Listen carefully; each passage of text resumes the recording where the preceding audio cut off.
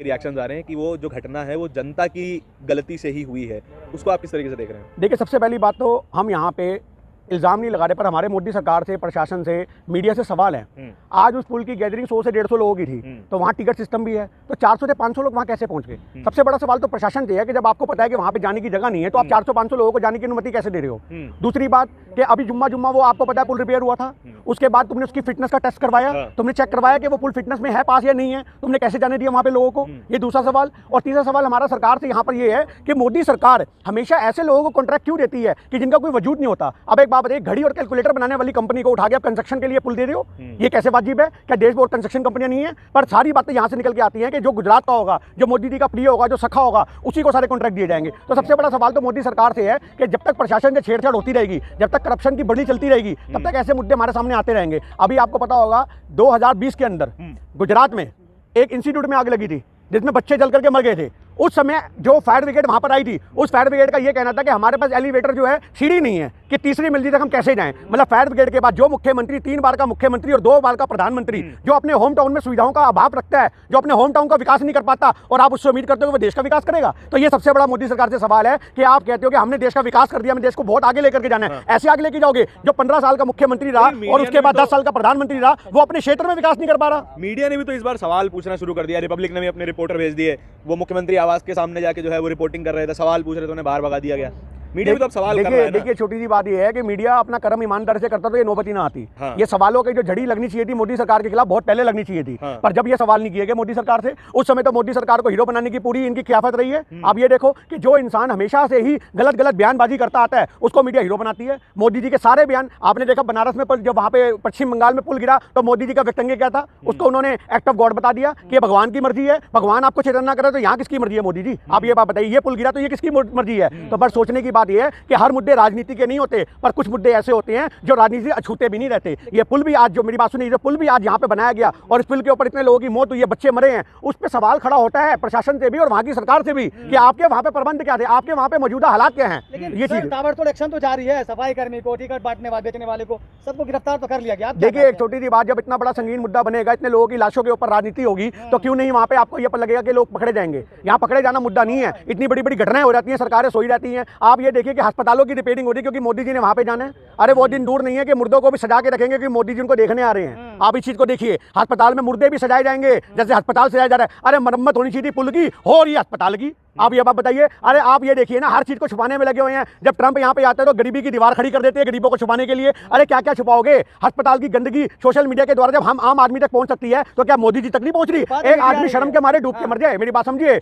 मणिशंकर अय्यर जी के वर्ड आज भी याद आते हैं जो उन्होंने बोले थे, और हमें लगता है उन्होंने कुछ गलत नहीं बोला था। जो राशों के ऊपर भी राजनीति करते हैं आज अस्पताल के अंदर। अरे यार, एक शोक सभा में आप जा रहे हो, शोक सभा में जब एक आदमी जाता है तो वो ये भी नहीं देखता मैंने पहना क्या है, मैंने ओढ़ा क्या है, पर मोदी जी के लिए पूरा इवेंट ऑर्गेनाइज हो रहा है। अस्पताल की रात में सूरत बदल दी गई, रात में पेंट कर दिए गए। आप ये बात बताइए, ये क्या इवेंट हो रहा है क्या मोदी जी का? आज एक आप एक छोटी सी बात और बताइए। कल एक आदमी, मैं कह रहा हूं हमारी अलग से भाई साहब पानी नीचे नहीं उतरा कल से अब तक, और मोदी जी के यहाँ पे आप ये देखिए फीते काटे जा रहे हैं, ट्रेनों के फीते काटे जा रहे हैं। आप ये बात बताइए। तो ये चीज को हमारा सबसे बड़ा सवाल है कि एक इंसान कैसे हंस सकता है? आप ये बात बताइए, उद्घाटन समारोह में मोदी जी जाके नारियल फोड़ रहे हैं और वहां पे ट्रेनों को हरी झंडी दिखवा रहे हैं। ये कैसे कर सकता है एक आदमी, एक प्रधानमंत्री पद पे?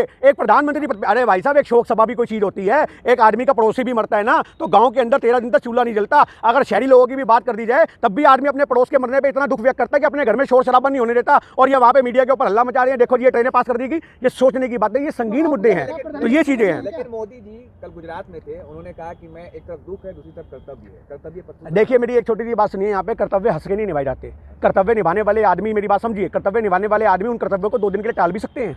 ये कोई इतने बड़े प्रोग्राम नहीं थे, इनकी कोई सी चीज ऐसी। अरे आपने ट्रेनों के उद्घाटन करे, उसके बाद गाय भैंसों से टकरा के ट्रेनें टूट रही हैं। आप ये बात बताइए, क्या आपने विकास करा है? आप ये बात बताइए। आप नारियल फोड़ते हो तो नारियल नहीं फूटता, सड़क फूट जाती है। आप ये बात बताइए, कौन सा विकास है? ये कैसा विकास है जो हम आम जनता को समझ में नहीं आता? ये सिर्फ अंधभक्तों की समझ में आता है। कैसा विकास है? कांग्रेस के टाइम के भाई साहब पुल बने हुए आज तक जो के त्यों हैं। आप ये बात बताइए, कांग्रेस की सड़कें आज भी दिल्ली में जो बनी हुई हैं, उनको तोड़ने के लिए मजदूरों के सब्बल टूट जाते हैं, पर वो सड़कें आसानी से नहीं टूटती। आप ये चीज देखिए। पर आज ये गुजरात मॉडल जो टूटा है ना, ये गुजरात मॉडल ही टूटा है, ये पुल नहीं टूटा। ये गुजरात मॉडल टूटा है। ये पुल जो बीच में से तहस नहस हुआ है, ये गुजरात का पुल तहस नहस नहीं हुआ, ये गुजरात मॉडल तहस नहस हुआ है। और एक सबसे बड़ा सवाल आम आदमी सरकार से है, मेरी बात को आप याद रखिएगा। आम आदमी के विधायकों के, दिल्ली के अंदर ट्वीट होते हैं कि गुजरात में कुछ बड़ा होने वाला है। आप ये बात बताइए, ये संगीन आरोप नहीं है, ये जांच का विषय है कि आम आदमी के 4 विधायकों के ट्वीट मैं आपको दूंगा, आप साथ में लगाओ। आप मेरी बात समझिए, उनके विधायक कहते हैं 4 विधायकों के अलग अलग ट्वीट एक टाइम पे आते हैं कि गुजरात में कुछ बड़ा होने वाला है और ये बैकफुट पे आने वाली है। अभी गुजरात में मोदी सरकार बैकफुट पे होगी, कुछ ही घंटों की देर होगी, बाकी बात रहेगी।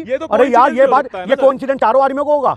ये जांच का विषय है, ये बहुत तगड़ा जांच का विषय है। आप मेरी बात समझिए, पुलवामा के वक्त भी हमने कहा था जांच का विषय है, ना पुलवामा पे जांच हुई ना इस पे एक शांतिप्रिय जांच होगी। अगर ये जांच सही तरीके से हुई तो पुलवामा का भी खुलासा होता कि वो 40 जवानों की जो बस थी, उस बस से वहां से लोगों को जाने कैसे दिया गया। सब चीजें इलेक्शन के टाइम में क्यों होती है? क्योंकि इलेक्शन के टाइम पे वोट बैंक इकट्ठा करना होता है। और ये मैं आपको एक बात बता दूं, अगर इसकी सही महीने में जांच होगी तो ये वो बात दूर नहीं है कि ये पता लग जाएगा कि आम आदमी पार्टी को चुनावी रणनीति में फायदा पहुंचाने की कोई किफायत ना हो।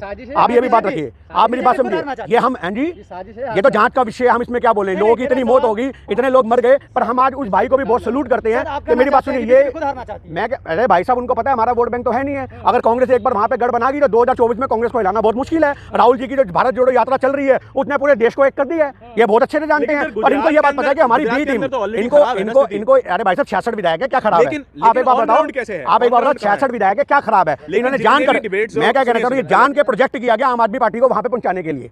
ये बी टीम है, आप इसको समझो। मीडिया जो है आम आदमी पार्टी को सपोर्ट कर रही है, क्यों नहीं करेगी भाई साहब? दिल्ली के अंदर नर्क बना रखे लोगों की जिंदगी, कहां मीडिया दिखाता है? अस्पतालों के अंदर आप जाओ, आपको इलाज नहीं होगा। अरे आप एक बात कर रहे हो, आज रामपुर का आया एक आदमी, मैं नाम नहीं लूंगा, उसके पिता का यहाँ पे इंतकाल हो गया, दोनों फेफड़े खराब थे, वो वेंटिलेटर पे लेटा है, उसका पिता बात कर रहा है, अगली सुबह उसका पिता की मौत होगी क्योंकि वो मुस्लिम था। उसने बोला कि मेरे को कागज दिखाओ, मेरे पिता को क्या ट्रीटमेंट करा, बोले कोई कागज नहीं, डेड बॉडी ले जाओ, सफदरजंग अस्पताल का हाल है। तो आप कैसे कह सकते हो कि ये दिल्ली के अंदर ये चीजें नहीं होंगी? पर हम एक बात कहना चाहते हैं कि जितना मर्जी ये भारत को तोड़ने की कोशिश कर लें, जितनी मर्जी साजिशें कर लें, पर ये भारत हिंदू मुस्लिम सिख ईसाई सबका भारत है। और हम उस हुसैन पठान को सलाम करते हैं जिसने अपनी जान पे खेल करके अब तक 50 से ज्यादा लोगों की जिंदगियां बचाई हैं। ये मुसलमानों के खिलाफ जहर उगलते हैं, पर आज वही देश के मुसलमान हैं जो अपने आप को साबित करके दिखाते हैं कि भाईचारा निभाने में और देश को जब जब हमारी जरूरत पड़ेगी हम बिल्कुल एड़ी चोटी का जोड़ लगा के खड़े होंगे। एक हुसैन पठान नाम के व्यक्ति ने 50 से ज्यादा लोगों को बचाया है। आप इस चीज को देखिए, यही भारत जोड़ो यात्रा का असर है। लोग कहते हैं कि भारत जोड़ो यात्रा, आपको पता होगा राहुल कन्वर जो है नड्डा जी का इंटरव्यू करता है और नड्डा से इंटरव्यू में पूछता है कि आप बताओ कि भारत जोड़ो यात्रा क्यों जरूरी है, तो नड्डा साहब जवाब देते हैं ये तो राहुल जी से पूछो क्यों जरूरी है। तो यही हम नड्डा साहब को जवाब देते हैं, ये भारत जोड़ो यात्रा इंसानियत को बचाने के लिए जरूरी है। जो हुसैन पठान ने इंसानियत अपनी पेश करी है, ये भारत के हर बच्चे को इंसानियत पेश करने की जरूरत है, तब हमारा भारत मजबूत बनेगा। अन्य भक्तों को सपोर्ट करने से हमें एक बात आज भी समझ में नहीं आती, देश में कोई भी बात होती है अंधभक्त कहते हैं आप राजनीति कर रहे हो। अरे सवाल क्यों नहीं करेंगे? आप ये बात बताओ। आज एक छोटा सा बच्चा भी अपने बाप से सवाल करता है कि पापा बताओ मेरे को बड़ा होकर क्या बनाओगे, मेरे लिए आपने क्या सोचा? और हम देश की सरकार को 2 बार बना दिया, हम नहीं पूछेंगे आप हमारे लिए क्या कर रहे हो, आप हमारे लिए क्या मजबूती से पेश करोगे?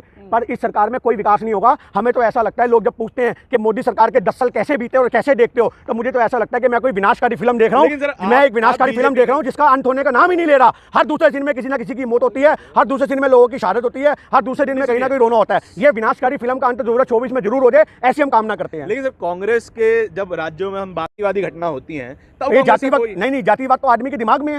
ये इसमें कांग्रेस क्या करेगी? मेरी बात सुनिए, मेरी बात सुनिए, कांग्रेस की मेरी बात सुनिए, मेरे को पता है जब बच्चे की बात करोगे मुझे पता है। सवाल ये है, सवाल पूरा सुनिए। प्रधानमंत्री पंजाब जाते हैं, वहाँ पे जब सिक्योरिटी ब्रीच होता है तो फिर हंगामा मच जाता है, लेकिन इतनी बड़ी घटना होती है वहाँ पे मीडिया खामोश है, मीडिया चुप है, कुछ नहीं बोल रही है। किस मुद्दे पे नहीं बोल रही मीडिया? ये जो हादसा हुआ ब्रिज हादसा क्यों होगी भाई? मीडिया क्यों बोलेगी? मीडिया को अपनी नौकरी गंवानी है। आप ये बात बताइए, मीडिया को अपनी नौकरी गंवानी है। सारे एंकरों को पता है उनका क्या हाल होने वाला है।